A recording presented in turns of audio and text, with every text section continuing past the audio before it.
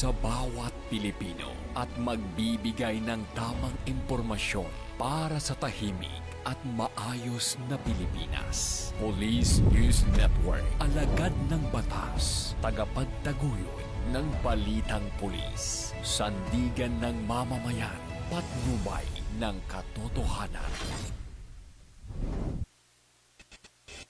La Campo Crame, maghahatid ng pinakahuling kaganapan at nagbabagang balita. Ito ang PNN Police News Network. At ngayon, ang inyong mga tagapagbalita.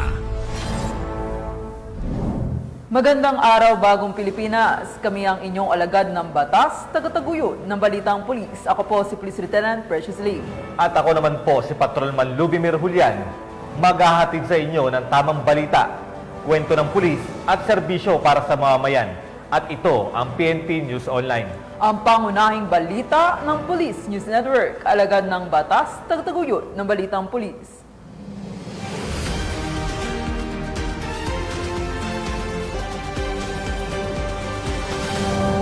Narito ang mga balitang dapat nyong abangan. Camarines Norte, PNP, tuloy-tuloy ang pagbibigay ng tulong sa mga nasalanta ng Bagyong Christine. Mahigit 1 milyong pisong halaga ng tanim na marijuana, tinupok sa Kadbungan, Benguet. At miyembro ng Communist Terrorist Group, matagumpay na napasuko sa Bohol.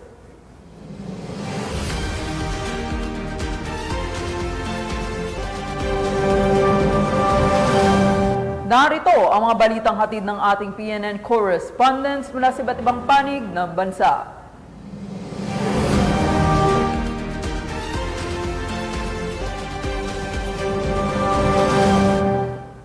Simulan natin ang balita mula sa bahagi ng Luzon.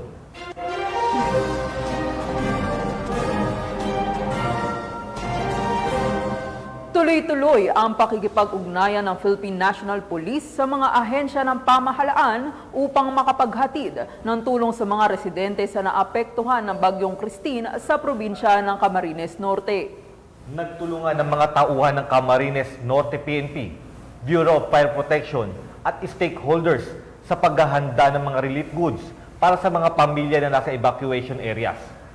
Kaugnay dito, mahigpit na seguridad naman ang ipinatupad ng PNP sa mga evacuation area upang masiguro ang kaligtasan ng mga evacuees. Samantala, patuloy naman ang ating mga kapulisan sa pagsasagawa ng search and rescue and retrieval operations sa mga lugar na binaha at nangangailangan ng agarang tulong sa naturang probinsya.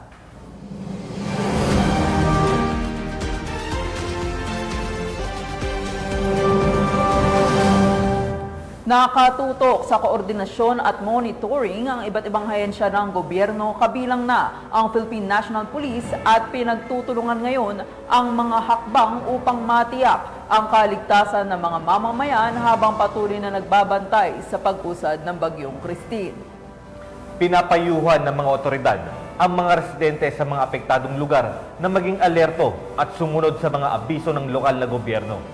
Ang report mula kay Police Corporal J.R. Del Mendo. Humpay ang sinasagawang monitoring ng iba't ibang ahensya ng gobyerno ng Rehiyon 1 hinggil pa rin sa Bagyong Christine. Alas 5 ng umaga kahapon, Oktubre 23, 2024, ay nagtipon-tipon na ang kinatawan at representante ng mga ahensya sa RDRRMC 1 Emergency Operation Center. Ito ay upang mas mapabilis ang komunikasyon at pagbibigay ng serbisyo at mga dapat gawin upang matugunan kung ano ang pangangailangan ng mga mamamayan sa Ilocos Region. Kasama sa mga ahensyang nakatutok sa monitoring ang PNP, Philippine Navy, Philippine Army, Philippine Coast Guard, DSWD Regional Office 1, DPWH Regional Office 1 at mga membro ng OCD Region 1. As of 7 a.m. kanina, ito ang kuha ni Police Corporal Pico sa bayan ng San Nicolas, Pangasinan, nakararanas ng makulimlim na panahon, dala ng makapal na ulap, mahina hanggang katamtamang lakas ng hangin. Sa Lawag City, Ilocos Norte, sa kuha ni Police Staff Sergeant Damasco, ay makikita din ang makapal na ulap at pasulpot-sulpot na ambon na epekto ng Bagyong Christine. Samantala sa San Fernando City, La Union ay ramdam ang katamtaman hanggang malakas na bugso ng hangin. Ganon din ang pasulpot-sulpot na ambon. Sa kuha naman ni Miss Alma Unido sa bayan ng Luna, La Union ay makikita ang malakas na hangin na dulot ng Bagyong Christine. Patuloy pa rin ang koordinasyon at monitoring ng mga nabanggit na ahensya habang palapit ng palapit ang Bagyong Christine dito sa Region 1. At yan ang latest update hinggil pa rin sa Bagyong Christine dito sa Ilocos Region. Ito ang inyong PNN correspondent, Police Corporal J.R. Del Mendo, alagad ng batas, tagataguyod ng Balitang Pulis. Mendo. Mahigit 6,000 katao na sa Isabela ang lumikas sa mga evacuation centers upang makaligtas sa pananalasa na Bagyong Christine sa rehiyon. Yan ang balitang hatid ni Patrolwoman Jerilyn Colico. Aabot sa araw nito, 426 na individual mula sa iba't ibang bayan sa Isabela ang naitalang lumikas sa mga evacuation centers sa probinsya dahil sa epekto ng Bagyong Christine.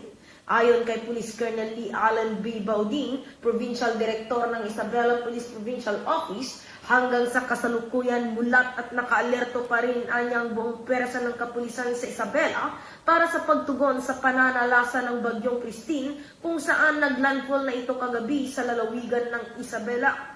Ibinahagi ng Provincial Director ng naturang bilang ng mga evacuees ay galing sa mga mabababang lugar na madalas mabaha at makapagtala ng pagguho ng lupa. Kaugnay nito, hinihikayat ang mga residente na nasa danger zone na lumikas na sa mga evacuation areas para hindi malagay sa panganib ang buhay. Samantala, layunin ng Isabela Police Provincial Office ang zero casualty ngayong panahon ng bagyo, kaya't minabuti ni Police Colonel Lee Allen B. Bauding na pangunahan ng 24 oras na pagmonitor sa buong probinsya para matiyak ang kaligtasan ng bawat Isabelino. Mula dito sa lalawigan ng Isabela, ako ang inyong Police News Network Correspondent, Patrolwoman Jerilyn Colico, alagad ng batas, tagataguyod ng Balitang Pulis. Maraming salamat, Patrolwoman Colico. Sa kabila ng hinaharap na matinding bagyo, hindi nagpatigil ang pambansang pulisya sa kanilang mga operasyon laban sa iligal na droga. Kamakailan nga lamang ay matagumpay na inisagawa ang operasyon ng mga operatiba ng marijuana eradication sa Kibungon, Benguet, kung saan tinupok ang mahigit 1 milyong pisong halaga ng fully grown marijuana plants na nadiskubre sa naturang lugar. Magbabalita dyan si Patrolwoman Melba Langbis. Tuloy sa nagsagawang kampanya kontra illegal na droga, tinatayang 1,170,000 pisong halaga ng marijuana plants ang nadiskubre ng mga operatiba sa isinagawang marijuana eradication sa sitio As-Asuan, Takadang, Kibungan, Benguet noong ika-22 ng Oktubre taong kasalukuyan. Ayon kay Police Colonel Joseph P. Bayungasan, Provincial Director ng Benguet Police Provincial Office, matagumpay ang operasyon dahil sa pinagsani pwersa sa pangunguna ng Kibungan Municipal Police Station, katuwang ang Benguet Police Provincial Office, Philippine Drug Enforcement Agency Cordillera at iba pang unit ng kapulisan. Ang operasyon ay nagresulta sa pagkadiskubre ng 2 plantasyon ng marijuana na may kabuuang lawak na 1,170 square meters at may nakatanim na tinatayang 5,850 piraso ng fully grown marijuana plants na nagkakahalaga ng 1,170,000 pisong standard drug price. Bagamat walang nahuling cultivator, lahat ng nadiskubring marijuana ay naidokumento at sinunog sa mismong lugar habang ang sapat na sample ay dinala upang isumiti sa Regional Forensic Unit Cordillera para sa qualitative test. Ang pagpuksang ito ng kapulisan ay patuloy na pagsuporta sa kasalukuyang administrasyon na naglalayong maging illegal drug-free ang ating bansa tungo sa mas progresibong bagong Pilipinas. Mula dito sa rehiyon ng Cordillera, ako ang inyong PNN correspondent, Patrolwoman Melba Langbis, alagad ng batas, tagataguyod ng Balitang Pulis. Maraming salamat, Patrolwoman Langbis.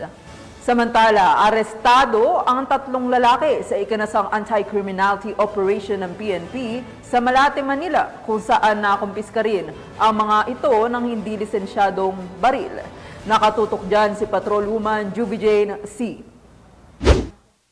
arestado sa pinaigting na anti-criminality operation ng Malate Police Station 9 ng Manila Police District ang 3 kalalakihan sa kahabaan ng Adriatico Street, Barangay 720 sa Malate, Maynila.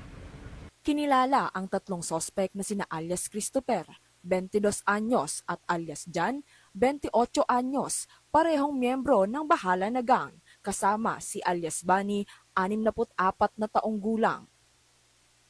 Namataan ang 3 sospek na nagsusugal kaya agad silang dinakip ng mga operatiba ng Manila Police Station 9. Humantong ito sa pagkakakumpiska ng isang improvised firearm o pen gun na may 1 piraso ng kalibre 38 bala at nakuha din sa lugar ang perang ginamit ng mga sospek.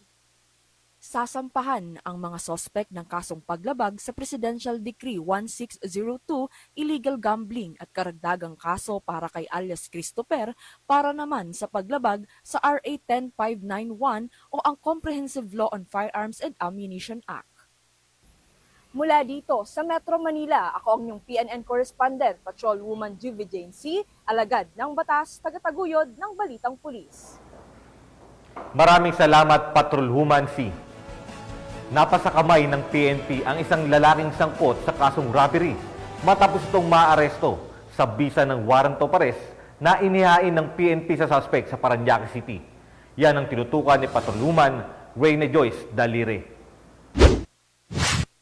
Sa bisa ng warrant of arrest sa kulungan ng bagsak ng 24 anyos na lalaki na si alias Curve matapos itong masangkot sa kasong robbery. Siya ay inaresto mismo sa kanyang tirahan sa isang compound sa bahagi ng Barangay San Antonio, Parañaque City. Ang akusado ay napapabilang sa top 7 most wanted person station level ng Parañaque Police at nakatala namang top 9 most wanted person district level ng SPD ngayong buwan ng Oktubre taong kasalukuyan. Hinainan ng akusado ng kanyang nakabinbing warrant of arrest matapos mag-issue ang RTC Branch 296 Parañaque City na may inirerekomendang piyensa naman na 100,000 pesos. Nasangkot ang akusado ng nakawin nito ang gamit at pera ng biktima sa pamamagitan ng karahasan at pananakot gamit ang brass knuckles. Ngayon ay pansamantalang nakadetine ang akusado sa kustodiya ng Parañaque City Police Station para sa tamang disposition. Mula dito sa Parañaque City, ako ang inyong PNN correspondent, Patrolwoman Reyna Joyce Dalire, alagad ng batas, tagataguyod ng Balitang Pulis.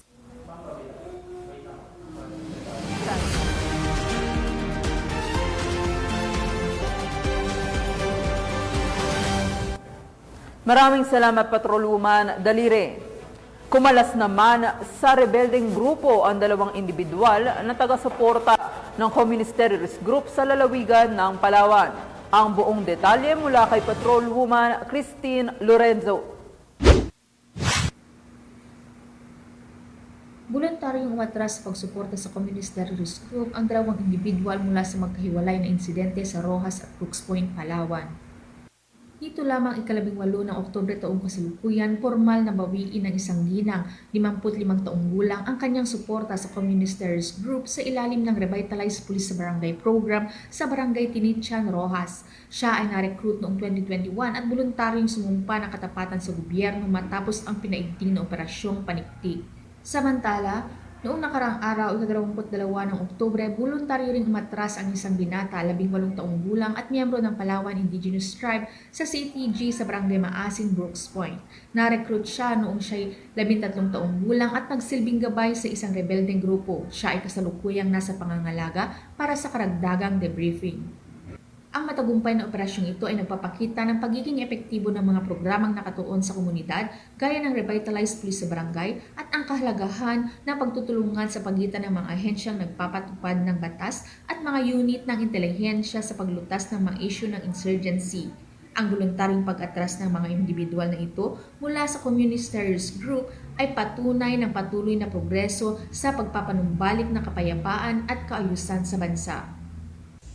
Mula dito sa Calapan City, Oriental Mindoro, ako ang inyong PNN correspondent, Patrolwoman Christine Lorenzo, alagad ng batas, tagataguyod ng Balitang Pulis.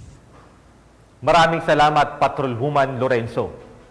Mainit na sinalubong ng mga tauhan ng Tarlac Police Provincial Office si Police Brigadier General Redrico Maranan, ang Regional Director ng Police Regional Office 3 na idinaos sa Camp General Francisco Macabulos sa Barangay San Vicente, Tarlac City. Patrolwoman Maureen Kiaki sa balita. Mainit na sinalubong at binigyang pagkakakilala ng mga tauhan ng Tarlac Police Provincial Office si Police Brigadier General Rodrigo A. Maranan, Regional Director para sa kanyang command visit dito sa Camp General Francisco S. Macabulos, Tarlac City. Naging matagumpay na idinaos ang command visit ni Police Brigadier General Rodrigo A. Maranan, Regional Director ng Police Regional Office 3 sa Tarlac Police Provincial Office nito lamang ika-23 ng Oktubre 2024. Mainit na sinalubong ng mga tauhan ng Tarlac Police Provincial Office sa pamumuno ni Police Colonel Miguel M. Guzman, Provincial Director ng Tarlac PPO, kasama ang Command Group and Staff, ang pagdating ni Police Brigadier General Rodrigo A. Maranan. Sa naturang pagbisita, naganap ang mga iba't ibang aktibidad gaya ng trick or treat, pamimigay ng libreng wheelchair, libreng pustiso, salamin at bitamina. Naging benepisyaryo ng naturang aktibidad ang 35 mag-aaral ng Tarlac Police Provincial Office Child Development Center, isang child development worker, 16 na mag-aaral ng Police Kalinga Civil Learning Center, kasama ang mga magulang at 2 guro, kabilang din ang 50 less fortunate PNP personnel na pinangunahan ng Tarlac Police Provincial Office Officers Ladies Club Foundation Incorporated. So itong activity na ito, ang layunin ay para mabigyan ng importansya yung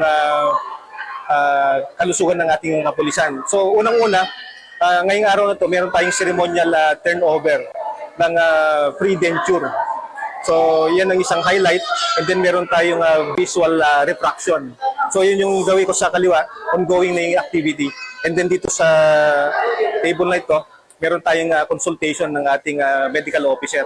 So itong activity na ito ay sinabay sa command visit ng ating butihing Regional Director, si Police Brigadier General Rodrigo Atienza Maranan.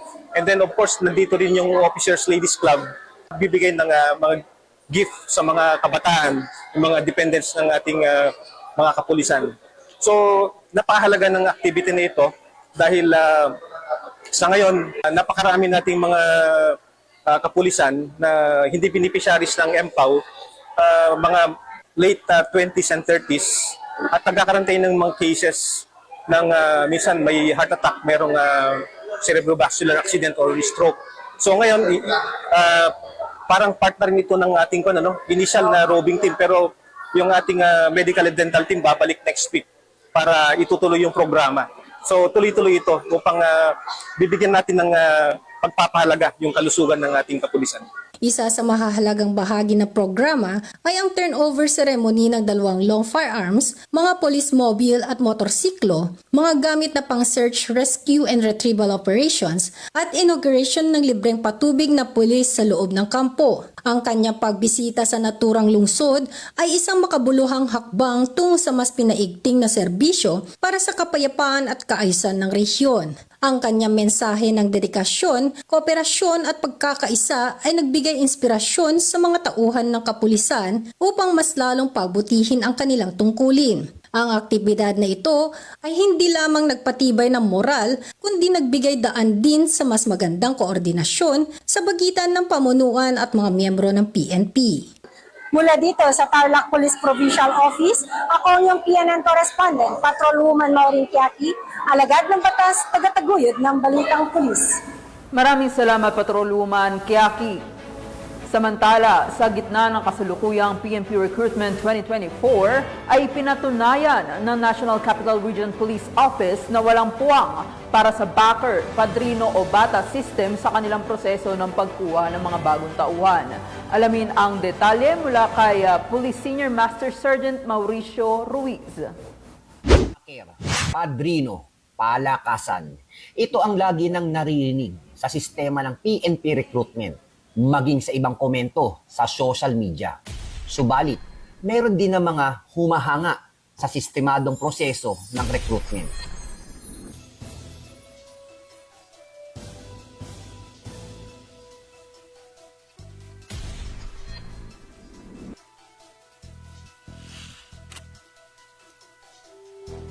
Sa kasalukuyan at kasagsagan ng PNP recruitment, binigyan linaw ito ng Chief PNP Recruitment Selection Unit ng NCRPO na si Police Colonel Jacob T. Crisostomo. Anong gusto nyo, hindi pwedeng magawa nyo dito. Sinabi ng ating Regional Director ng NCRPO na walang palakasan, walang bata-bata system. Ano pong masasabi niyo, sir, dito, sir? So, ito yung masasabi ko na ito yung pinakamagandang recruitment process natin. Kasi walang ibang nagsabi kundi yung ating Regional Director na yung appointing authority ang nagsabi na walang palakasan, walang padrino system.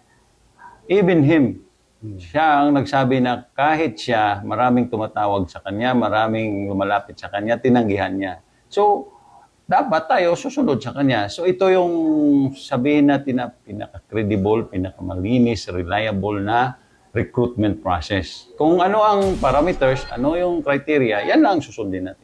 So, sir, meron tayong mga comment section, meron mga lumalabas sa comment section at meron din nangyayari na mga bashing tayo regarding na meron daw mga bakit, kaya daw iba daw yung pamaraan nating sistema ng recruitment. So, paano ba talaga yung proseso, sir, ng pagko-computation ng GWA para po sa regular quota, sir? So, ito yon.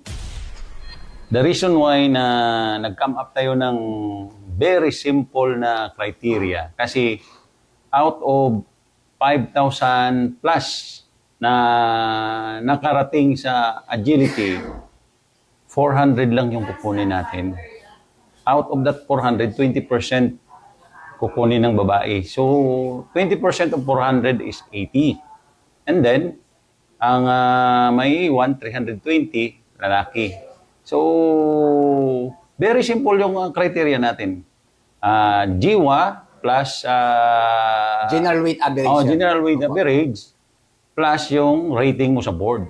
Sir, so kung yung rating sa board, yung GWA, yung transcript, yung sa transcript. Yung overall na grade mo nung college ka, yes. So, sir, kung kasama doon, tapos paano kung dalawa, sir, yung eligibility? Sa yung pinakamataas. Kung sino pinakamataas, sir. Either sa board or NAPOLCOM, kailangan doon yung pinakamataas. Tapos paano pag-computation, sir? So, GWA plus eligibility equals divided by 2. Tapos yun yung pinaka-ranking na yun, sir? Yes. Wala na tayong mga sabi na kung anong nag-graduate ka. So wala na para maiwasan natin yung sabi nila, bakit may favoritism, bakit ganito, bakit ganyan. Very simple, GWA at saka yung eligibility rating, wala na, tapos. At saka yung Latin Honors, tapos na, wala na. Bilang PRSU Chief NCR, sir, sa recruitment, sir, siyempre, umabot din ng libo-libo yung mga ating mga police applicants. Itong recruitment process na rin may bata-bata system at bakit, sir? Ito yung masasabi ko, 100% na fair, credible yung recruitment process natin. Hindi sisilbi yung bata-bata system, padrino system, palakasan system. Kasi nga, GWA, maiba ba natin yung GWA ng aplikante? Maiba ba natin yung rating nila? Di ba hindi? So kung anong rating mo at ang GWA mo, so, dyan magbabase yung ranking mo. At saka sabi nila na wala bang karapatan. Kasi yan ang standard natin kasi napakarami. Out of 5,000 plus, ito yung sa babae, 1,600 plus. Ilan lang kukunin natin? 80. So, anong criteria or parameter ang gamitin natin? Para hindi nagugulo, ito, GWA plus eligibility rating. First priority ang mga Latin Honors. So wala na. Saan yung palakasan doon? Saan yung sinasabi nilang padrino system? Kasi nagbe-base naman tayo sa sa kung anong pinanggagawa nila nung nasa school sila. So ito na yung habili ng ating regional director na dapat credible at saka malinis na recruitment process. Mula po dito sa NCRPO Camp Bagong Diwa, Bicutan, Taguig City at sa kalan po ng aming Force Commander ng Regional Mobile Force Battalion ng NCRPO, Police Colonel Celso M. Rodriguez. Ako po ang inyong Police News Network Correspondent, Police Senior Master Sergeant Mauricio Bonilla Ruiz, alagad ng batas, tagataguyod ng Balitang Pulis. Maraming salamat, Police Senior Master Sergeant Ruiz. Tunghayan naman natin ang mga balita mula sa Visayas.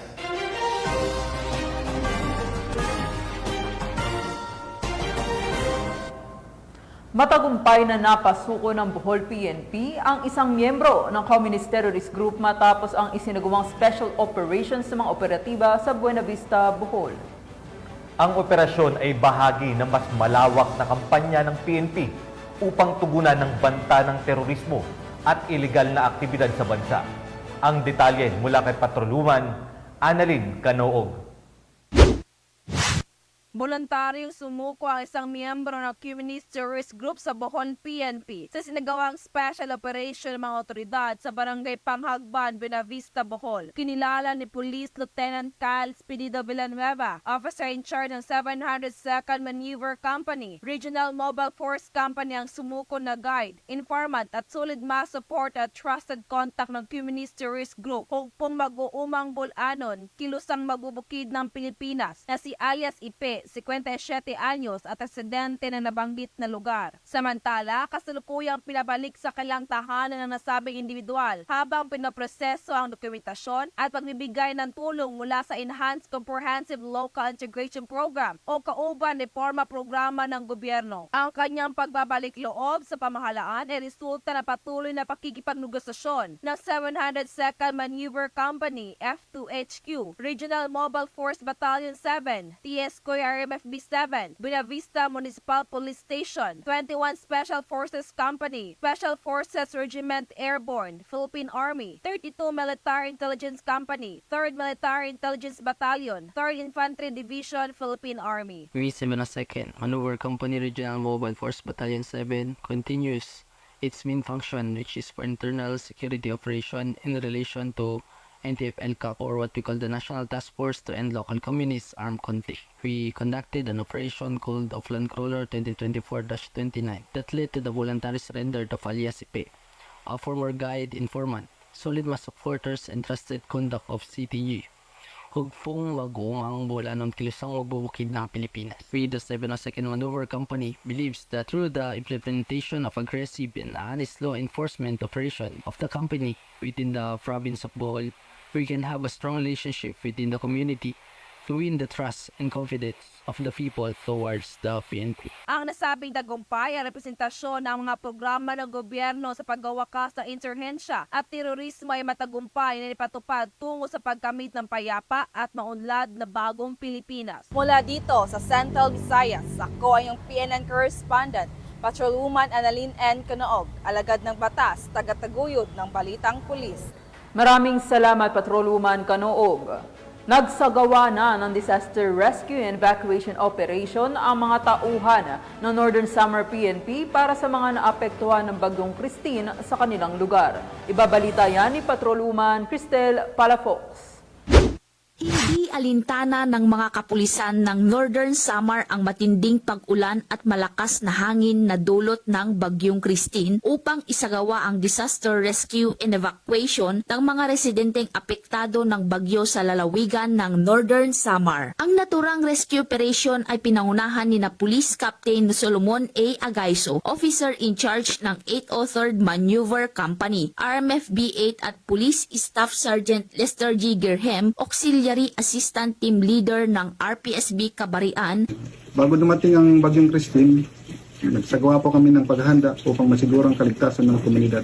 Sa pag-ugnayan po kami sa local officials ng barangay, sa Municipal Disaster Risk Reduction Management Office para ayusin ang mga plano sa paglikas at tukuyin ang mga ligtas na evacuation centers sa barangay. Tumulong din po ang RPSB Team Kabarian sa pagpapakalat ng mga update tungkol sa panahon. Tumulong din po kami sa pag-inspeksyon ng mga pangunahing lugar tulad ng mga drainage system at linya ng kuryente upang mabawasan ang posibleng panganib at napabilis ang pagtugon sa sitwasyon. Sa ilalim ng pamumuno ni Police Colonel Sunny B. Omengan, Provincial Director, Northern Samar Police Provincial Office. Katuwang ng mga kapulisan ng Northern Samar sa pagbigay ng tulong ang mga force multipliers, mga residenteng kusang loob na nakiisa sa rescue and evacuation operation at iba pang ahensya ng gobyerno. Ang gawaing ito ay isang simbolo ng malasakit at pagkakaisa ng iba't ibang ahensya ng pamahalaan sa pagtulong sa mga kababayan nating naapektuhan ng kalamidad. Patuloy na naninindigan ang PNP sa kanilang tungkuling maghatid ng serbisyo at tulong sa mga nangangailangan habang sinisiguro ang kaligtasan at kapayapaan ng bawat komunidad. Dahil sa bagong Pilipinas, ang gusto ng pulis, ligtas ka. Mula dito sa Eastern Visayas, ako ang inyong PNN correspondent, Patrolwoman Palafox, alagad ng batas, tagataguyod ng Balitang Pulis. Maraming salamat, Patrolwoman Cristel Palafox. Narito naman ang mga balita mula sa bahagi ng Mindanao.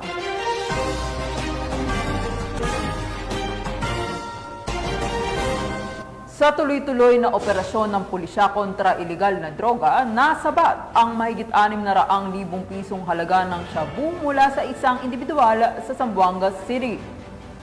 Hinihimok ng PNP ang mga mamamayan na maging alerto at makipagtulungan sa mga otoridad upang masugpo ang mga aktibidad ng ilegal na droga at mapanatili ang kaayusan sa ating bansa. Tinutukan niya ni Patrolwoman Joyce Franco.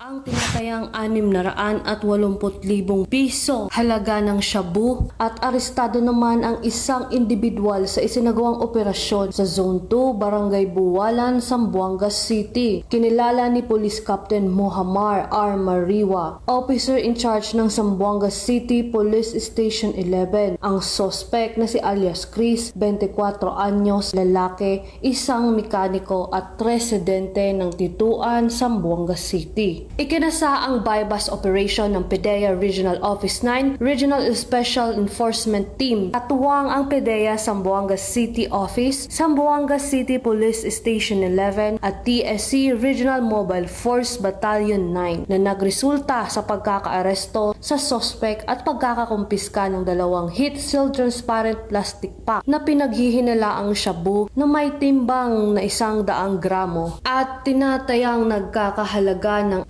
680,000 piso. Isang piraso ng 1,000 peso bill bilang mark money na may serial number CQ 441688 at 199 na piraso ng 1,000 peso bill bilang budol money na may serial number NE 560-521, isang unit ng motor kulay brown at iba pang non-drug evidence. Maharap sa kasong paglabag sa Republic Act 9165 o Comprehensive Dangerous Drugs Act of 2002 ang suspect. Patuloy ang Zamboanga PNP sa mas lalong pagpapaigting ng kampanya kontra ilegal na droga upang masiguro ang kaligtasan ng bawat mamamayan.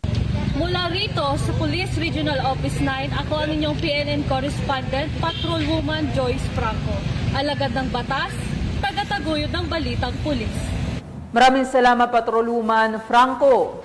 At para sa huling balita, tuloy-tuloy na koordinasyon at monitoring para sa Tropical Depression Christine isinagawa na ng Maguindanao del Sur PNP.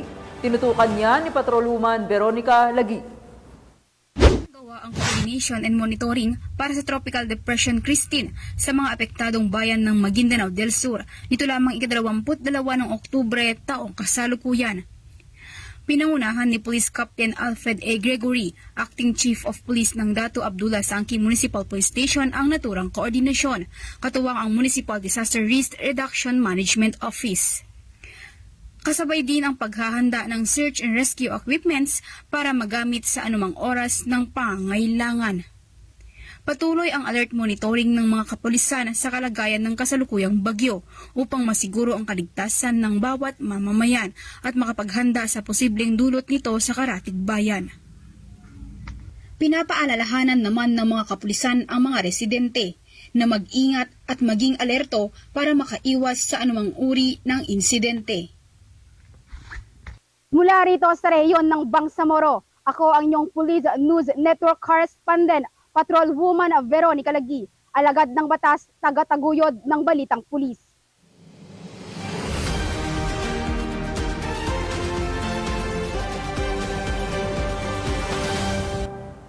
Mga ka-PNN, 62 days na lang, Pasko na.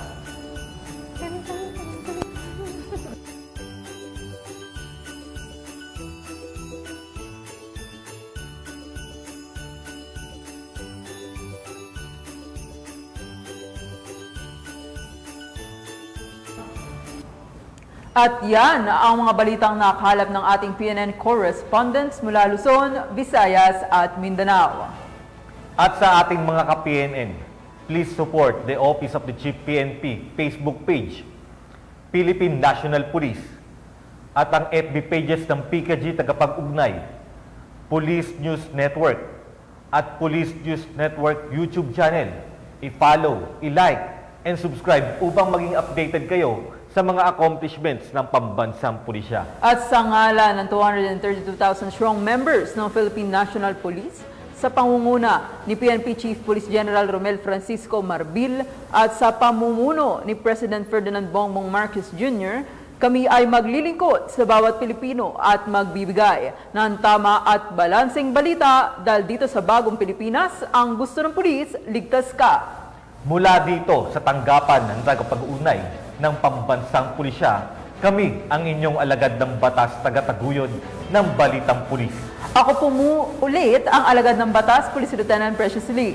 At ako naman po si Patrolman Lubimir Julian, maghahatid ng tamang balita, kwento ng pulis at serbisyo para sa mamamayan. At ito ang PNP News Online, ang pangunahing balita ng Police News Network.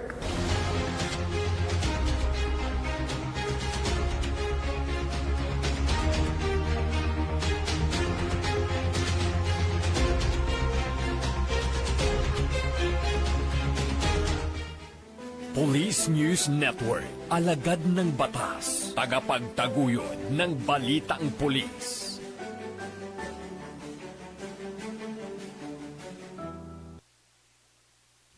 Panahon na ng pagbabago, dahil sa ito ay kinakailangan. Tayo na magtulong-tulong na maunlarin ang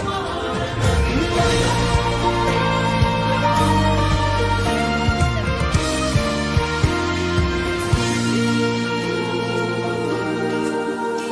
Panahon na ng pagbabago, dahil sa ito ay kinakailangan. Tayo na magtulong-tulong na paunlarin ang mahal nating bayan.